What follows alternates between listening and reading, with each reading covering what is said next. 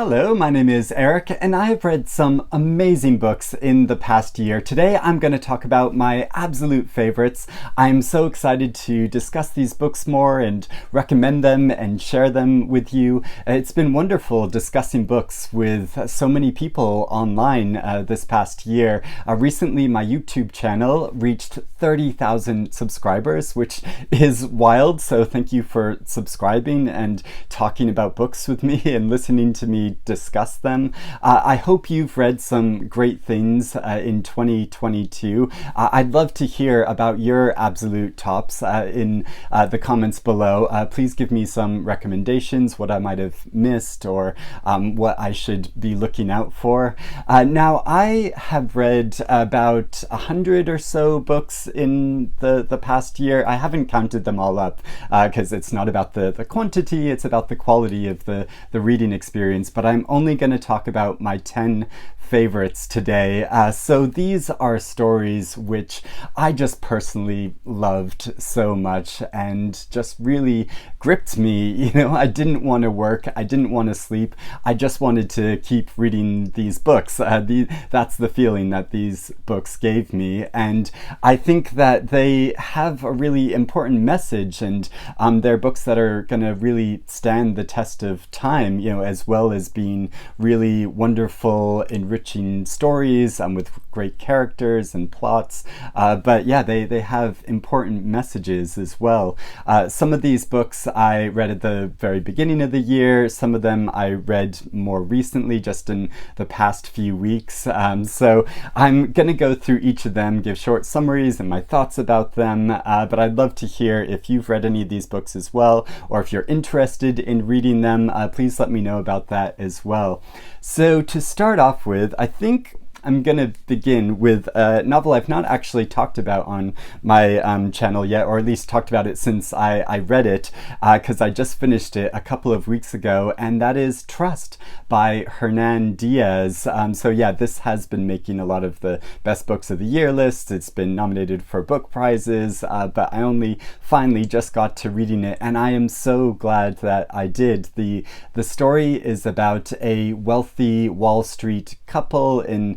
New York City in the early 20th century, and it looks at their lives from a number of different perspectives. So we get 4 different documents about their lives, but they all have a very different point of view about them as individuals and where their wealth came from. And it's so fascinating because each account of them is convincing in a lot of ways, although as I was reading some of these accounts I was kind of questioning, and I was like, is that really how it was? And after you get to the next account, it gives you such a different perspective that you're really questioning what came before. And I think it is so clever in how it does that. And you might think that it might get a bit repetitious reading about these same individuals and some of the same events leading up, you know, specifically to the Great Depression and their involvement or not in it. It is really so gripping and increasingly compelling as the story goes on, and it's kind of unfolds the many layers of these different individuals and people surrounding them during this time, and the way he gives you this different look at capitalism and the way that commerce and money works in our society, I think is so fascinating, and but also the way that sexism works and the narrative of history works, and the way that women have been marginalized over the past century. But also I think this has a really important message for us today, even though it's a historically set novel, set mainly in the past. It's so important today when we have so much misinformation and so many accounts were given about what's happening in the world is from leaders and people in power, that we question some of those narratives. Like, is this really the way things are, or is it kind of spinning the facts and the state of things in order to lull us into this sense? And so I think it's good to have a certain degree of skepticism when looking at big news stories or speeches or accounts from leaders, especially financial leaders around the world who might purport to be working towards the greater good, but actually shoring up power for themselves. So yeah, I think it's an incredible novel. I'm so eager to go back and read his first novel as well, because I've not read that yet. This is the first book I've read by him, but it was amazing. Next is a novel that I read towards the beginning of the year, but it has just stuck with me because it has such a striking character and voice and point of view that's really stuck with me. It's Elena Knows by Claudia Pineiro, translated by Francis Riddle. It's set in Argentina, and it's about a older woman who's in the later stages of Parkinson's disease. Although she's not all that old, she's in her early to mid 60s, and but because of this disease, she's found it incredibly debilitating. Just moving around every day is a real struggle. She has to stay on this really strict regimen of taking pills in order just to do the most simple tasks. And recently her daughter was found dead. The police and everyone in the community believe that this was a suicide, but Elena, her mother, she believes differently, and so she wants to find out what happened to her daughter. She wants to go question someone that she thinks will know more about the circumstances around her daughter's death, but just traveling to visit this person to question them is such a struggle because of what I was just discussing. And so you follow this journey over a relatively short distance, but for her it's a monumental effort, and how it shows you her point of view and the struggles that she goes through moment by moment, and the way people react to her. I found it a complete revelation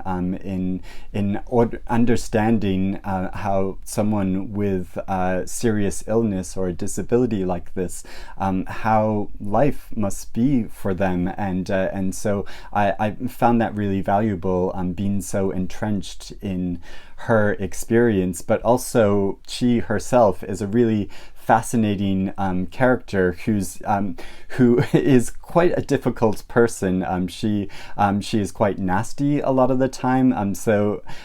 it presents this real dilemma, because even though she's a very unlikable character, obviously I'm very sympathetic to her struggle, and so she's so fascinating to read about. But also there's a central mystery of the story of what happened to her daughter, and as you get more pieces of information, you start to understand the overall picture of this story, and so it's a completely gripping novel, as well as being one which gives such a valuable different point of view. A more recent, very popular and much discussed novel, but rightly so, is Demon Copperhead by Barbara Kingsolver, which is quite a long novel, but is so worth the experience. The way it shows the life of a young man from his birth to his young adulthood, told through his own voice, and how he comes from a rural area of America that's quite impoverished, and his struggles through his childhood, a mother that's suffering from addiction and a stepfather who's abusive, his experiences in foster care, and and then in his education, becoming a young athletic star, and complications to do with drugs and the opioid epidemic, and how he gets drawn into this. So it is a novel very much about issues to do with economics and racism and the drug epidemic. But so in that way, it is kind of like Charles Dickens' David Copperfield's, which is about these large scale issues, but told through a voice which is so engaging, and the way that Barbara Kingsolver captures the voice of this young man and his personality with all of his quirks and humor is so endearing and wonderful that I was just completely drawn into this story and his point of view. I don't know how she did this, but I think it's incredible how she captures his voice like this. It's completely entrancing. There are so many moments from this story which really stick out for me and which I remember. There's this crisis point where he's in this gas station bathroom and he loses something and or is taken away from him, and it's just this absolute crisis point, and which I just felt so sympathetic towards him, but at the same time you understand that this is part of a much bigger problem as well, and so the way she shows how these are larger issues that are impacting him personally, I think is so meaningful, and it's just an incredible book. Now, I follow a lot of book prizes, and I do this because quite often they'll highlight books which I probably wouldn't have read otherwise, and some of these books go on to be my absolute favorite new books, and that was the case this year with the Booker Prize and the novel The 7 Moons of Maali, Almeida by Shehan Karunatilaka, which is a novel that I had got a copy of before it was longlisted, and I thought it sounded interesting, but it's one of those books that probably just would have sat in my piles for years and years and years. But I read it after it was longlisted and thought, this is incredible. It's such a striking story about a photographic journalist after he has died in Sri Lanka amidst a lot of civil conflict in the country, and he goes on this quest to discover who his killer was, to reconnect with loved ones, and to uncover some photographs he took which he thinks are going to shake the government to its core, and how it follows him on this quest as he has many interactions with some people who are living and some who have died, and how he navigates this whole space of the world is so fascinating and creepy and funny and weird and wonderful, and the personality of this central character of Maali is so compelling. He's at once very sympathetic, but he's also has a lot of imperfections, and he makes some bad choices. He wants to do things for the greater good, but he also has selfish impulses, and so I think he's such a dynamic character in that way. And one of the characters from fiction that has stuck with me the most in the past year, and the story, the way it is so well paced over this set period of time, over a period of 7 moons, as he's trying to accomplish these tasks, and how it looks at larger issues to do with the country, but also with being a citizen in larger society, and how do we negotiate,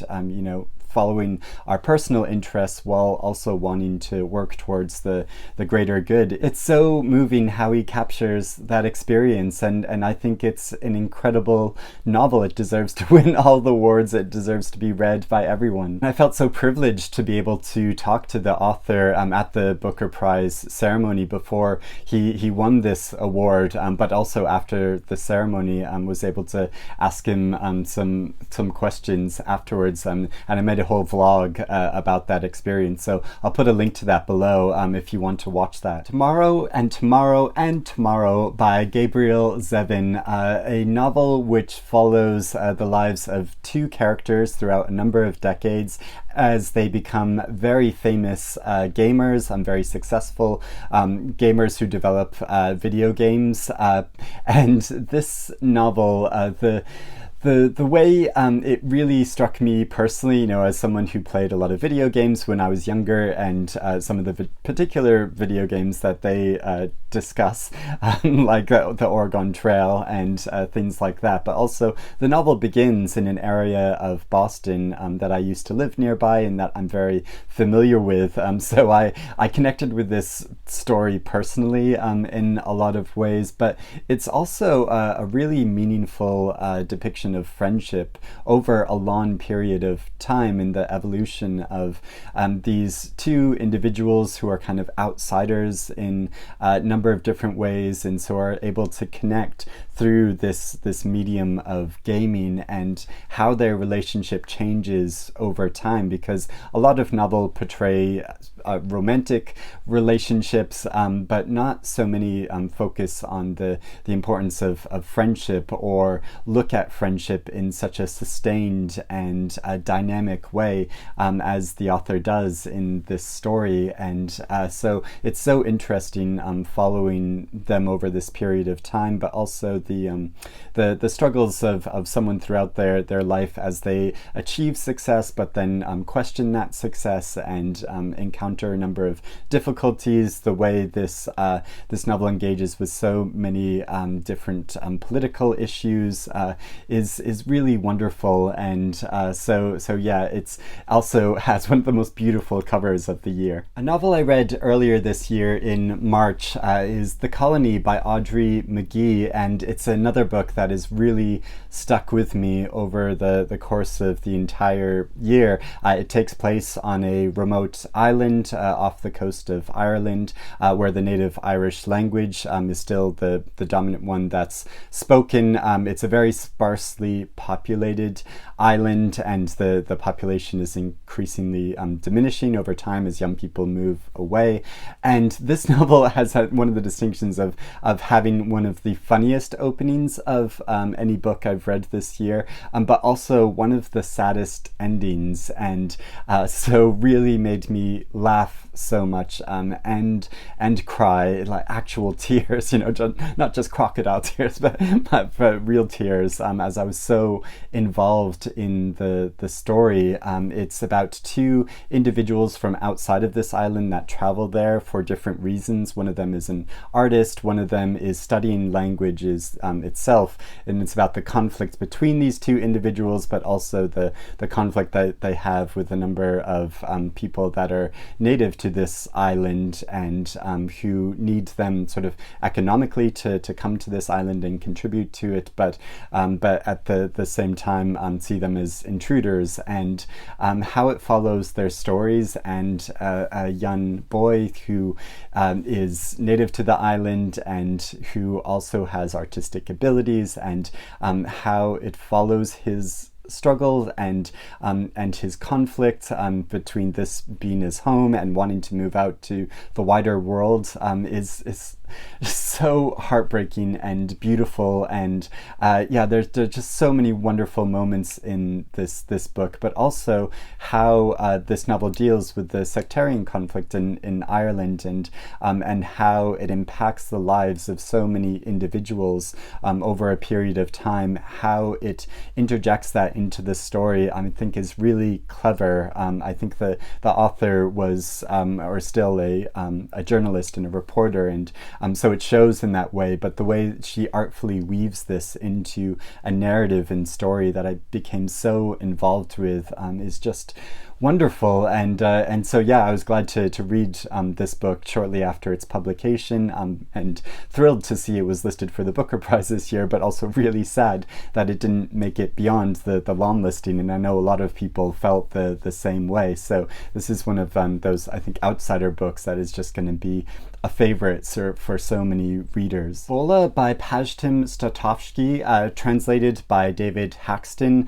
This is a novel about two two men. One is Albanian, one is Serbian, and they fall in love and have a relationship before the Kosovo War, and it's also following their lives after the war, how because of this conflict they were separated, but also the pressures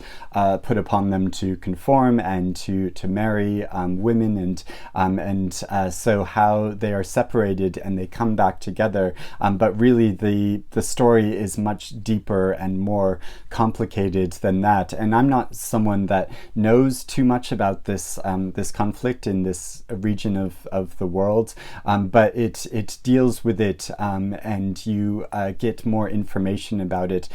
just sort of through following their lives. So don't be too intimidated to start the story just because you don't know too much about that. I found it really informative in that way, but also how it's dealing with larger issues to do with war outside of this conflict and the pressure that it puts upon individuals, and the dilemma it puts them in, but also the real conflict of gay people over time. And it shows this so dynamically in through the different characters and the people that they meet and the course of their relationship, which is really tragic and heartbreaking, and also they're not perfect individuals. Some of them do really horrible things, and it can be quite difficult to read fiction sometimes with protagonists who are not entirely sympathetic, but the way it shows their lives and the reasons why they make the decisions they do, I think is so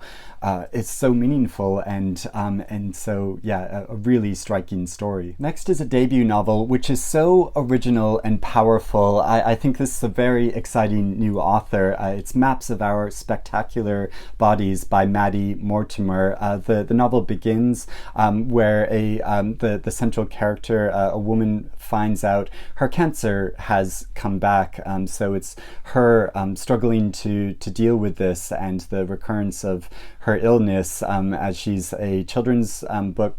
illustrator, as well as a wife and a mother. So it's dealing with the impact of this has upon her life and the lives of the people closest to her, around her, because even though they are trying to support her, they have their own things going on in their lives as well. So it's about the difficulty of dealing with such a serious illness like this, and it does so in such a meaningful way, as well as really creatively interjecting another narrative strand into this story where you get a voice which at first seems to be the illness which has inhabited her body,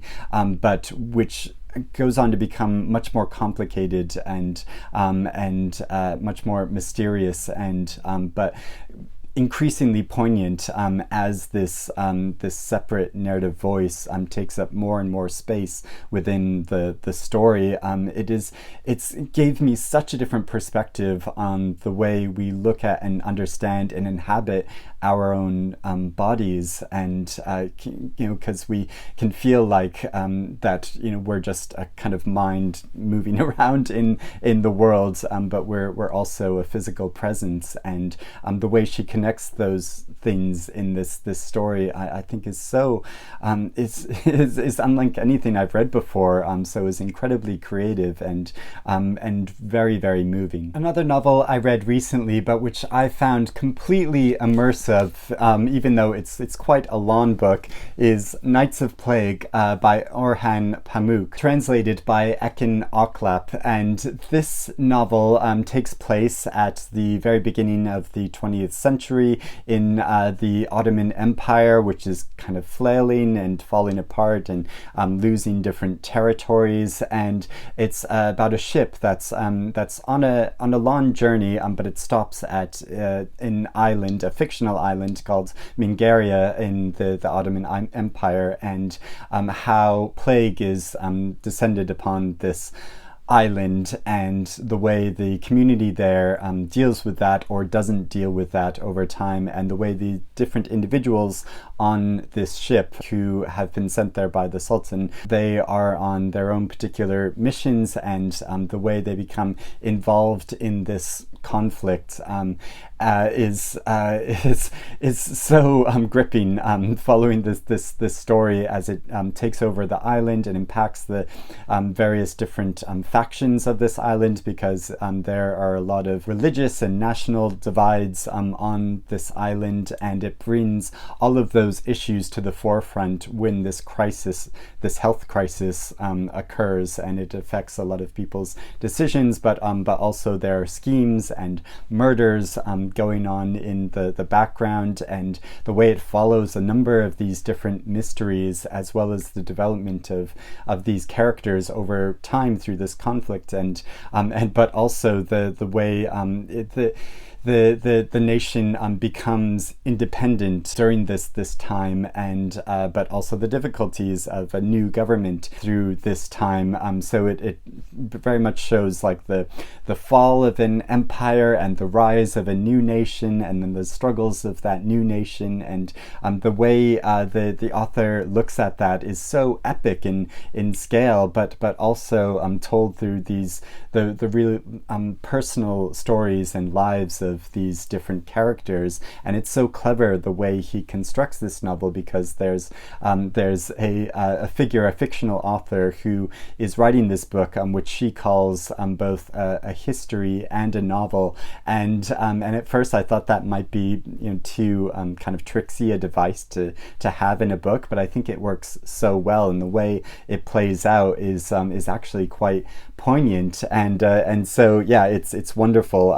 I love how on the inside cover I have this independent bookshop edition of the book, and on the inside cover you see the ship that's traveling to this island, but also you get a map of the whole island, and I love in a story as you get to know different locations more, you're like, oh yeah, that's where that happened, and so I found it really useful to flip back to the map of this novel while reading the story, and I just got so involved in it, and yeah, so I think it's an incredible book. It's the first thing I've read by Nobel Prize winner Orhan Pamuk, so I really want to read more of his books. Now, from a very big epic story like that to a much more personal and concentrated story, the final book I want to talk about is The Swimmers by Julie Otsuka, another novel which is quite short as well, but which has really stuck with me since I read it at the beginning of the summer. It begins in a public pool and follows a number of different individuals who attend this pool over time, so it's narrated in their collective voice, so it's so creative in how it captures the feeling of a number of people in their collective sense attending this pool, and how there are certain unwritten rules around attending this pool and your behavior there, and how they feel this connection with each other, but really they don't know anything about the different individuals that attend this pool, like outside of the experience of swimming there. So it's this interesting communal space where anyone, no matter where you're came from, you're just sort of stripped down literally just to your swimwear going through this pool, and how you might exchange a few words or have a conversation every once in a while with some of these people, but you see each other in a much more intimate and revealed way than a lot of other people do, outside of this swimming pool. So how it captures that experience, I think is so moving and really funny and engaging, but also then it comes to concentrate on one particular swimmer who attends this pool, who's a woman that's gradually starting to suffer more from Alzheimer's, and how the people going to this pool are respectful of that, but also the dilemma of her daughter who wants to move her mother to a facility because she's having increasing problems with her memory and mobility, and how it shows that and becomes this incredibly personal story. It's so moving and heartbreaking and beautiful. So there's a lot of love and joy contained in this, as well as heartbreak and strife. And so how she captures that in this story, I think is incredible, and and is one of, I think, the great undersung books of that's been published this year, which is so wonderful, and I think more people should read, and I'd really recommend. So those are all of the books that my top 10 of the year that I want to talk about, my absolute favorites. Like I said, I'd love to know if you've read any of these books. If you agree with me or disagree with me, please let me know about that in the comments below. But also, let me know about some of your absolute favorite reads of this year. Give me some more recommendations. I'd love to hear about them. But I hope you're doing well and reading good things, and have a happy new year, and I will speak to you again soon. Bye bye.